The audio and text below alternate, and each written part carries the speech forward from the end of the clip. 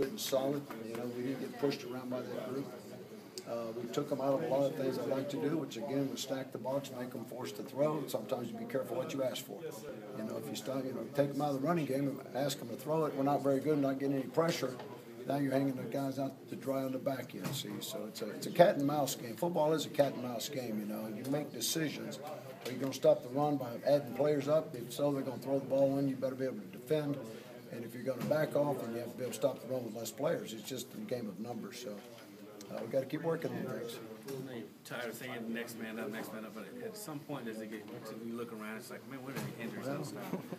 I don't know if they'll stop, but we're not in control of that. We're in control of how we respond to the adversity being presented. You know, that's the same thing in life. You know, life doesn't always go the way you plan it, and when it doesn't, you got a choice. You know, you either wallow in self-pity, or if it's giving you lemons, you know, then make lemonade. You know, you have to just keep selling your guys on the fact that adversity is going to strike, and you know, to some other kid, that's a great opportunity. He doesn't wish for other teammates to get hurt, but if I'm a young guy sitting on the bench and here's an older guy gets hurt, I'll say, sorry, I'm going to jump in there and play. So to one comes adversity, to another always creates opportunities. And so the Blaylocks got a lot of reps today. They'll keep getting a lot of reps, and it'll be a learning experience every day. They're young, they're bright, they're eager, come out of a good high school football program, and we look forward to having them on our campus for a long time. But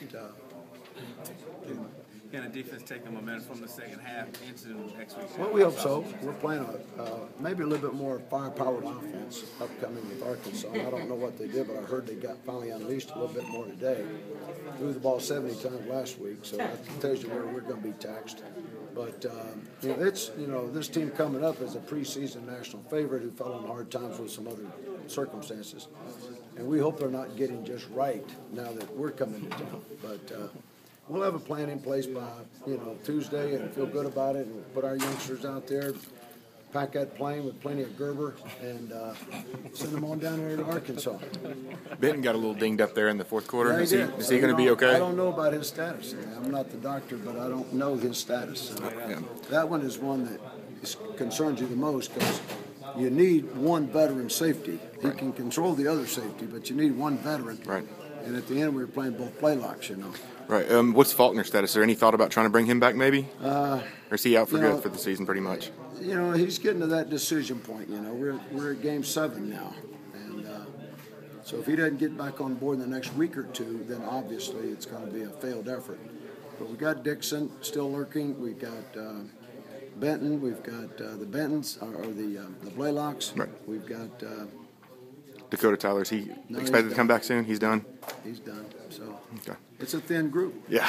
It's a thin group. Are you planning on holding tryouts for students at any point in the near future? We might have to, but right now we try to make it what we got. Good deal. As far as the defensive scheme, last question, I'll let you go. You guys look like you're playing a lot more of the 4-3 the last 2 weeks, kind of getting away from that 3-4 hybrid look. Is that just due to personnel and injuries? Part of it was the scheme they ran. You know, whenever you run a really, really heavy dose of gap powers, you don't match up as well in the 34 as you do a 4-3. So a lot of people have been trying to run the ball on us very heavily, so we've been having to anchor down. And all you got to do is slide it down, and Taylor Wyndham acts like a rush in rather than an outside linebacker. But he played his tail off again today. I couldn't be more proud of him and Ook, the way they're playing as seniors. You know, it's disappointing. I know they're watching their senior team not perform well. This is their last year. They're fifth-year guys. They devoted their lives to UK football.